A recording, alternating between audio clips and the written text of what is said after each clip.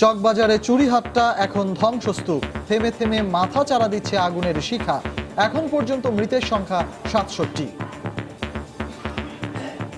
গাড়ি দুটো হঠাৎ দেখি ভাস্ট হওয়া শুরু করছে, তারপর যে আর ভাস্ট হওয়া শুরু হয়েছে আর থামেই নাই বাস। উপরে বিল্ডিং এর ভাঙে বসে আমি এখানে মাথায় আঘাত পেয়েছি, দুইজন দুই পাশে পড়ে গেছে। রিকশাওয়ালা সম্ভবত জায়গায় মারা গেছে। বাসায় তো থাকতে পারি না, বাচ্চা কাচ্চা এই যে কাপড় চোপড় ছাড়াই নিয়ে এসে পড়ছে। এই ওয়াহেদ ভবনের নিচে সেখানে হোটেল ছিল, কেমিক্যালের দোকান ছিল। ৩৭টি লাশ শনাক্ত, রাখা হচ্ছে ডিএনএ নমুনা। তারা দুই বন্ধু, একজন ফালায় একদিকে পড়ছে, আরেকজনে একজনে আহত হয়েছে, অন্য এত মারা গেছে। আমরা এখনো খুঁজে পাইনি। এখনো আসছে, এখানে যত বডি আছে দেখছি, যেগুলো পরিচয় শনাক্ত করা যাচ্ছে না, তার ওই যে ডিএনএ নমুনা প্রোফাইলিং এর মাধ্যমে ডিএনএ নমুনা সংগ্রহ করে এই কাজে সহযোগিতা। নাম্বার অনুযায়ী তাদেরকে আমরা আইডেন্টিফিকেশন এবং তাদের পোস্টমর্টেম করব। দেখছিলেন প্রধান শিরোনাম। সন্ধ্যার সময় সঙ্গে আছি আমি ফয়সাল মোর্শেদ এবং আমি সজল মিত্র রিচার্ড। এবার অন্যান্য শীর্ষ সংবাদ। চকবাজারের ঘটনা থেকে শিক্ষা নিয়ে ভবিষ্যতে সতর্ক থাকবে সরকার, বললেন ওবায়দুল কাদের। কেমিক্যাল কারখানা সরাতে সময়ের প্রয়োজন, দাবি স্বরাষ্ট্রমন্ত্রীর। সরকারের অব্যবস্থাপনার কারণে প্রাণ হারাচ্ছেন মানুষ, ক্ষমতায় টিকে থাকায় লক্ষ্য। অগ্নিকাণ্ডের প্রতিক্রিয়ায় মির্জা ফখরুল। দুর্ঘটনার দায় সিটি কর্পোরেশন সহ সব নীতি নির্ধারণী সংস্থার, বলছেন বিশ্লেষকরা। রোধের উপায় জানা, অথচ নেই কার্যকর ব্যবস্থা। এবং আঞ্চলিক ভাষা না থাকলে বাঙালির অস্তিত্ব থাকবে না, বললেন প্রধানমন্ত্রী শেখ হাসিনা। সারা দেশে নতশিরে শহীদদের স্মরণ।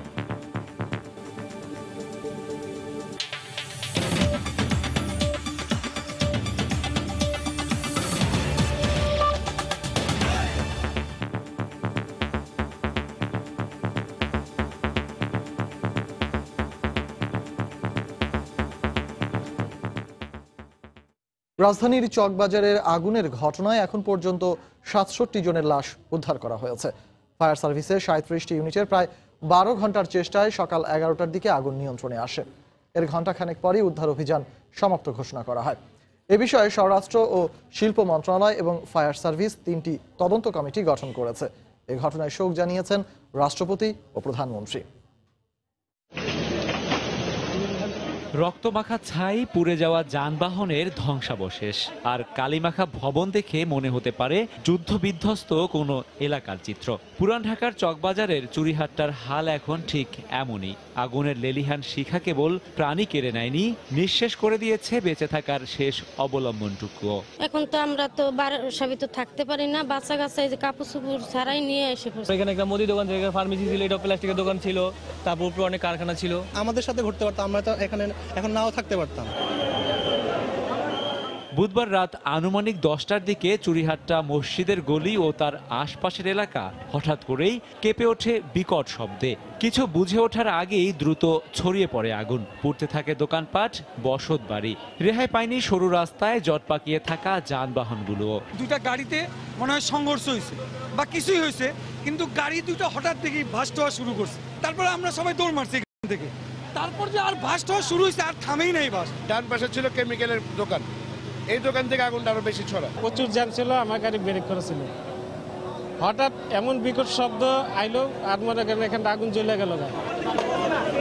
বিভিন্ন দাহ্য পদার্থ থাকায় আগুনের ভয়াবহতা বাড়তে থাকে দ্রুতই। ফায়ার সার্ভিসের ৩৭টি ইউনিটের সাথে আগুন নিয়ন্ত্রণে যোগ দেয় বিমান বাহিনীর 2টি হেলিকপ্টার। এরপর বেলা 11টার দিকে বশমানে আগুন। এর ঘণ্টাখানিক পরেই আসে উদ্ধার কাজ সমাপ্তির ঘোষণা। উদ্ধার কাজ এবং আগুন নিয়ন্ত্রণের কাজের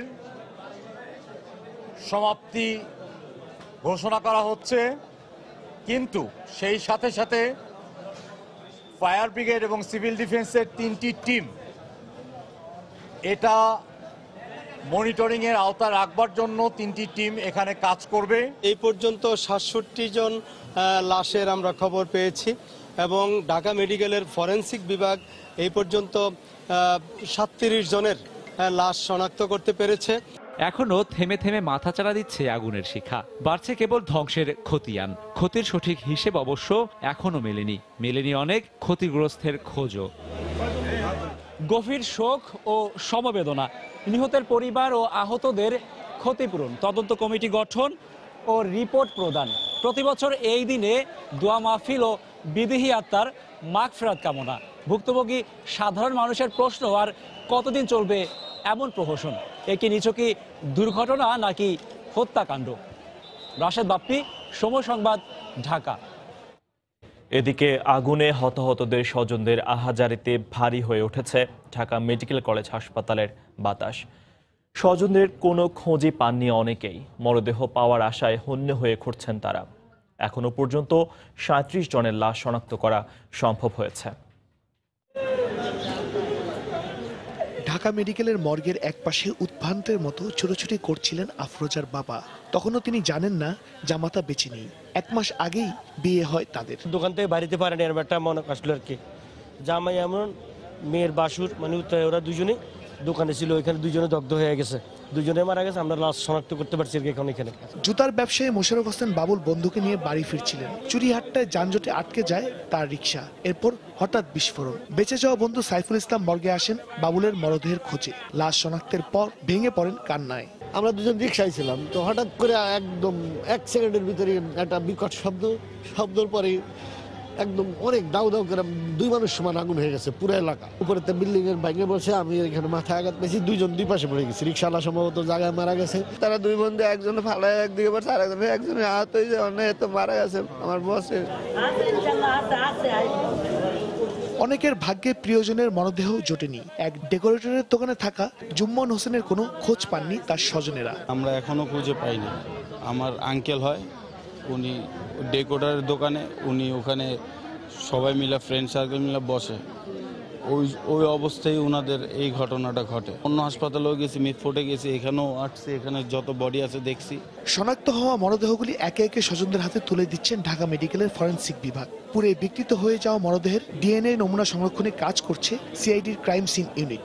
এখানে যে সমস্ত ওই মৃতদেহ আছে যেগুলো পরিচয় শনাক্ত করা যাচ্ছে না, তার ওই যে ডিএনএ নমুনা প্রোফাইলিংয়ের মাধ্যমে ডিএনএ নমুনা সংগ্রহ করে এই কাজে সহযোগিতা করব। প্রত্যেকটা লাশের আমরা করে একটা ট্যাগ নাম্বার দিয়ে দিব এবং ওই নাম্বার অনুযায়ী তাদেরকে আমরা আইডেন্টিফিকেশন এবং তাদের পোস্টমর্টম করব।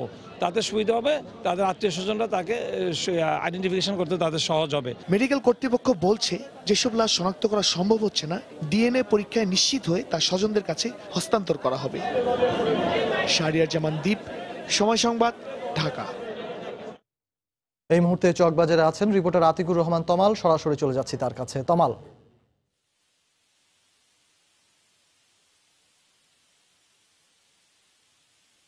শোকে শোকাতুর।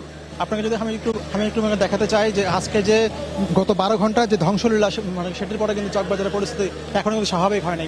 আপনি মানুষ এখনো রয়েছেন, গণমাধ্যম কর্মীরা রয়েছেন এবং ফায়ার রয়েছে, কিন্তু কর্মীরা কিন্তু এখনো কাজ করছেন এবং তারা কিন্তু সবাই কিন্তু চেষ্টা করছেন যে এই যে এলাকাটাকে সেটাকে স্বাভাবিক করে রাখার জন্য। কিন্তু যে পরিমাণ ধ্বংসযজ্ঞ হয়ে গেছে সে কারণে কিন্তু এই এলাকাতে কিন্তু আগামী কবে নাগাদ সেটি স্বাভাবিক হবে, কবে নাগাদ এই পথ দিয়ে যান চলাচল করতে হবে সেটি কিন্তু নিশ্চিত নয়। আমরা কিছুক্ষণ আগেই দেখলাম যে সিটি কর্পোরেশনের যে ময়লার গাড়ি সেটি কিন্তু ধ্বংসাবশেষগুলো কিন্তু নিয়ে যাওয়ার চেষ্টা করেছেন এবং তারা কিন্তু এই পথটিকে সচল করার জন্য কিন্তু কাজ করছেন। আমরা যতদূর জানি যে এখনো কিন্তু 3টি ইউনিট কাজ করছে ফায়ার সার্ভিসের এবং কিন্তু ওনাদের পক্ষ থেকে কিন্তু আলোর বন্দোবস্ত করা হয়েছে। কিন্তু আপনাকে জানিয়ে রাখি যে এই এলাকাটা কিন্তু এখন ভুতুরের অবস্থা বিরাজ করছে, অর্থাৎ এই এলাকায় গ্যাস নেই, পানি নেই, বিদ্যুৎ নেই এবং যারা বসবাস করে রয়েছেন তারা কিন্তু খুব কিন্তু সংকটে রয়েছেন। আর ইতিমধ্যে আপনি জানেন যে 67টি লাশ কিন্তু শনাক্ত পাওয়া গেছে এবং এর মধ্যে কিন্তু 37টি লাশ কিন্তু শনাক্ত করা হয়েছে।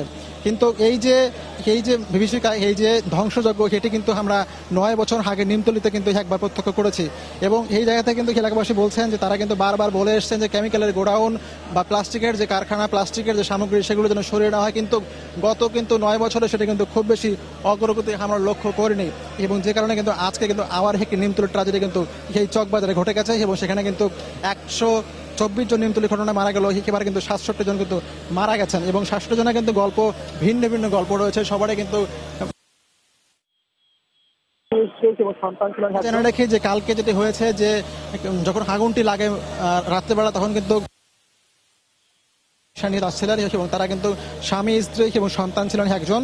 এই তিনজনে কিন্তু 15 সেকেন্ডের মধ্যে কিন্তু পুড়ে গেছেন। সেই যে রিক্সা সেটি কিন্তু ভস্মীভূত হয়ে গেছে এবং কার দেহ যে কোথায় গেছে সেটা কিন্তু কেউ জানে না। তো এলাকাবাসী কিন্তু বলছেন তারা যে এই যে নিমতলী ঘটনা ঘটেছে 124 জনের প্রাণহানি, তো সেই জায়গা থেকে তারা কিন্তু শিক্ষা নেন বাংলাদেশ, তো সেই জায়গা থেকে তারা শিক্ষা নেন এবং এই ধরনের ঘটনাগুলো সরিয়ে নেন। তো এই ছিল আমার কাছে সবশেষ খবর। রিচার্ড।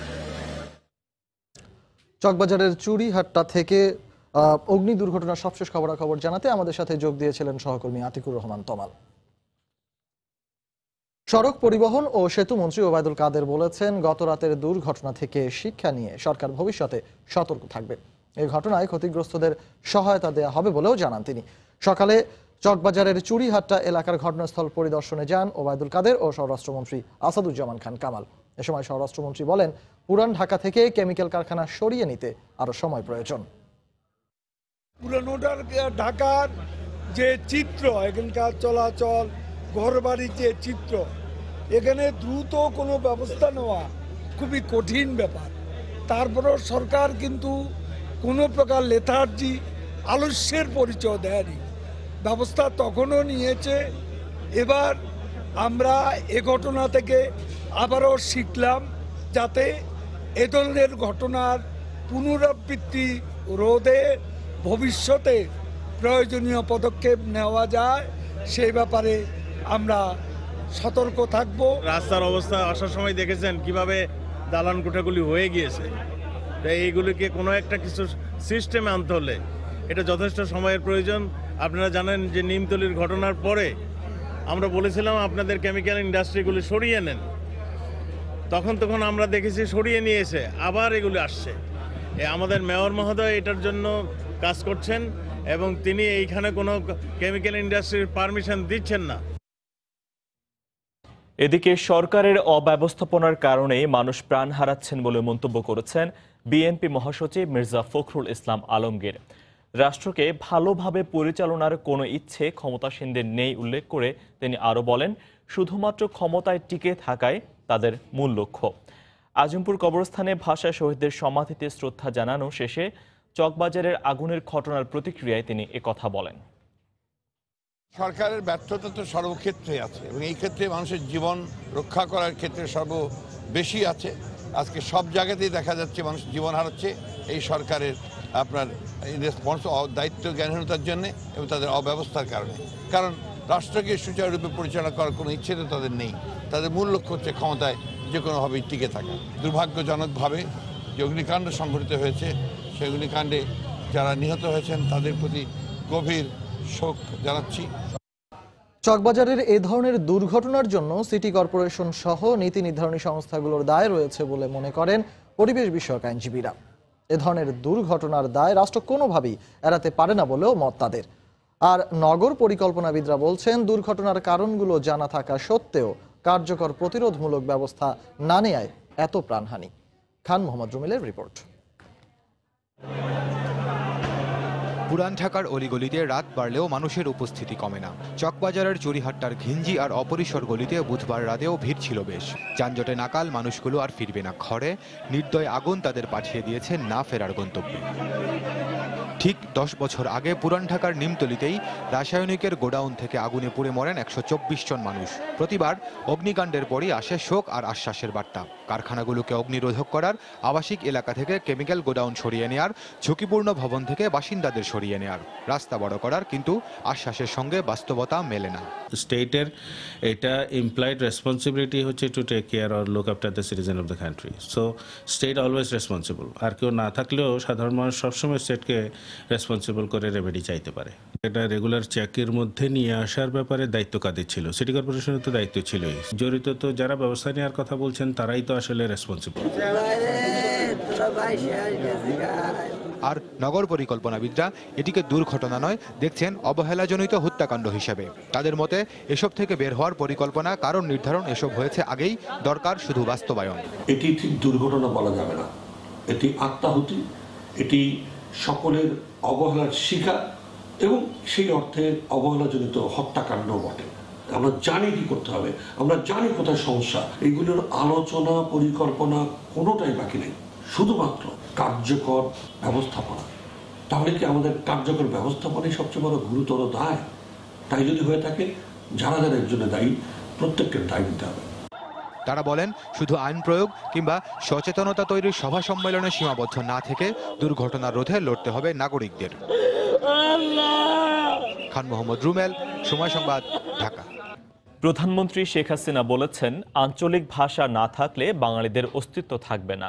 শহীদ দিবস ও আন্তর্জাতিক মাতৃভাষা দিবস উপলক্ষে আন্তর্জাতিক মাতৃভাষা ইনস্টিটিউট আয়োজিত অনুষ্ঠানে বাংলায় রায় লিখতে উচ্চ আদালতের বিচারপতিদের প্রতি আহ্বান জানান সরকার প্রধান। বক্তব্যের শুরুতেই চকবাজারে অগ্নিকাণ্ডে নিহতদের পরিবারের প্রতি সমবেদনা জানান তিনি। আমাদের আঞ্চলিক ভাষা তো থাকবেই, এটাকে একেবারে বাদ দেওয়া ঠিক না, কারণ বাদ দিলে আমাদের নিজেদের অস্তিত্বই থাকে না। এটাও ঠিক, সেটাও আমাদের থাকতে হবে, চর্চা থাকুক।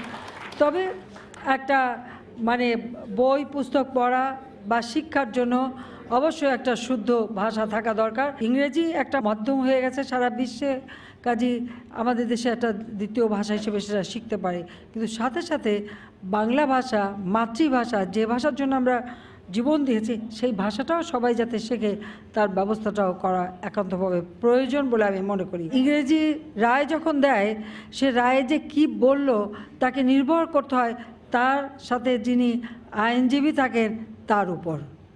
তিনি যা বুঝিয়ে দেবেন সেটাই সে বুঝবে, নিজে পড়ে জানার কোনো সুযোগ তার থাকে না। আমাদের যারা আদালতে আছেন তারা যদি মাতৃভাষায় লেখার অভ্যাসটা করেন, সেটা অন্তত আমাদের জন্য স্বল্প শিক্ষিত যারা খুব সুবিধা হবে রায়টা পড়ে বোঝার যে এখানে কি বলতে চাচ্ছেন, কি লিখে যাচ্ছেন। নির্ভরশীল হতে হবে না। হৃদয় নিংড়ানো ভালোবাসা আর পরম মমতায় ভাষা শহীদদের প্রতি গভীর শ্রদ্ধা জানালো জাতি। ২১-এর প্রথম প্রহরে পুরো জাতির পক্ষে ভাষা শহীদদের প্রতি শ্রদ্ধা জানান রাষ্ট্রপতি ও প্রধানমন্ত্রী। এরপরই শহীদ মিনারে ঢল নামে শ্রদ্ধা জানাতে আসা সমাজের বিভিন্ন স্তরের মানুষের। জীবন বিলিয়ে দিয়ে যারা প্রতিষ্ঠা করেছিল মাতৃভাষার মর্যাদা, সেই সব মহাত্মাদের বিনম্র শ্রদ্ধায় স্মরণ করছে জাতি। বিস্তারিত জানাচ্ছেন দেবাশিস রায়।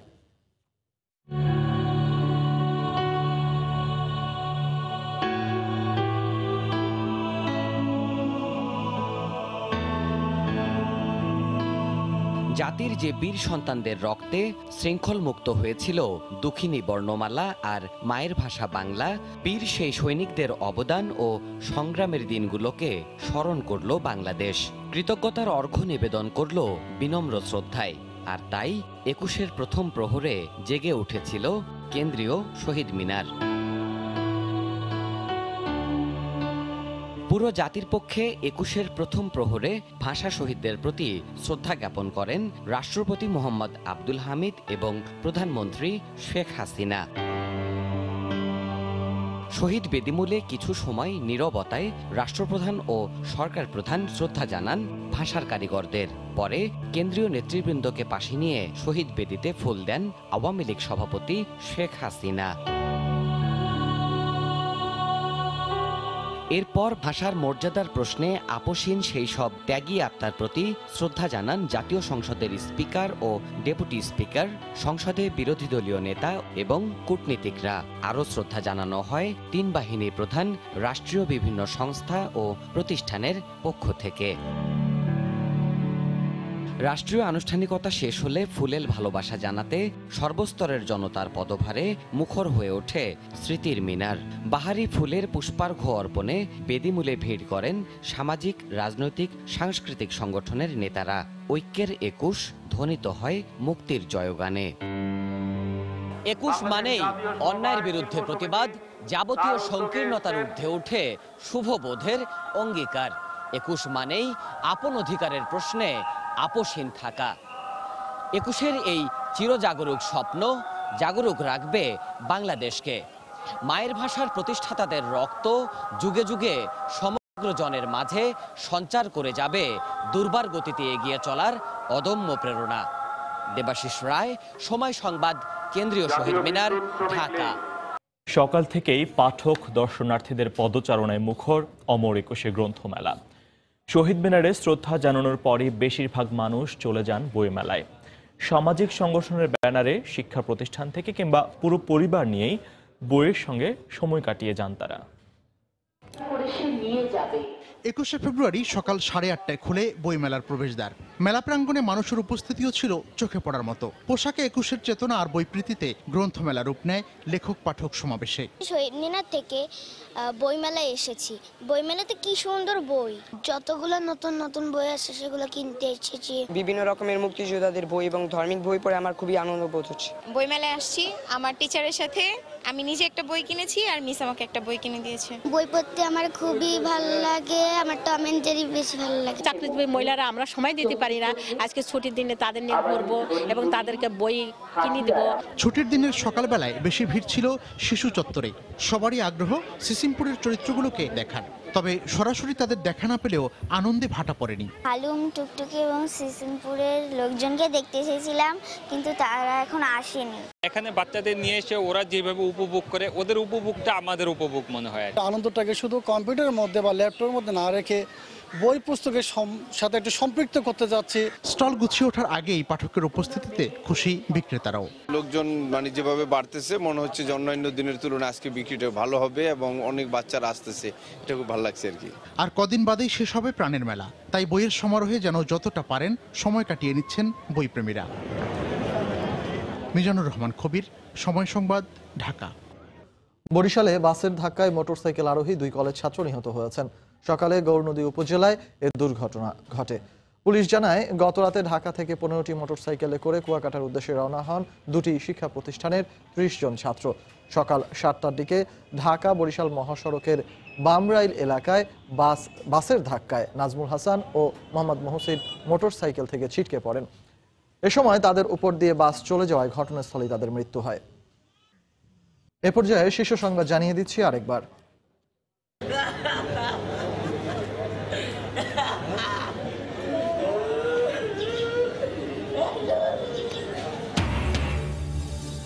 চকবাজারে চুরিহাট্টা এখন ধ্বংসস্তূপ। থেমে থেমে মাথা চাড়া দিচ্ছে আগুনের শিখা। মৃতের সংখ্যা এখনো পর্যন্ত 67, নিখোঁজ অনেকেই। চকবাজারের ঘটনা থেকে শিক্ষা নিয়ে ভবিষ্যতে সতর্ক থাকবে সরকার, বললেন ওবায়দুল কাদের। কেমিক্যাল কারখানা সরাতে সময়ের প্রয়োজন, দাবি স্বরাষ্ট্রমন্ত্রীর।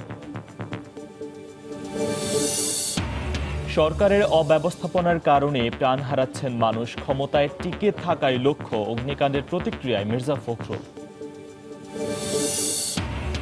দুর্ঘটনার দায় সিটি কর্পোরেশন সহ সব নীতি নির্ধারণী সংস্থার, বলছেন বিশ্লেষকরা।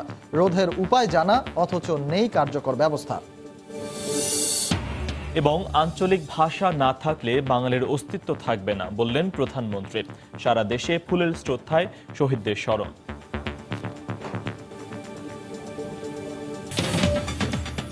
এই ছিল সন্ধ্যার সময়। আপনার মোবাইলে সময় সংবাদ দেখতেও সকল খবর পেতে ডাউনলোড করুন সময় অ্যাপ, আর সঙ্গে থাকুন সময়।